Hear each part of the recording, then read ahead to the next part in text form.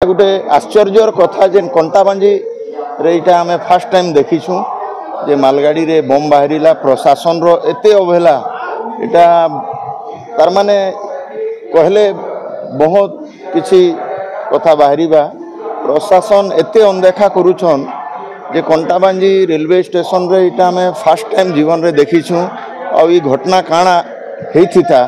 जदि माने प्रशासन देखला परे भी इटा को तार माने आखि मुंजा काम करूछन से लगी आपण माने निश्चय जानिछन बहुत भयभीत थिलु सर से दिन आम जेते बेले जानलु 3 दिन आगरू टाउन इंचार्ज थिले आरपीएफ थिले जीआरपी थिले स्टेशन मैनेजर थिले सभी माने तांकर काना सला सूत्रा कले आ कथा को दबेले किसी जना पड़ला नहीं सर किंतु आमे बहुत भयभीत थिनु जे आगामी समय रे कंटाबांजी स्टेशन रे काना हेबा काना ने बुझी हो नहीं।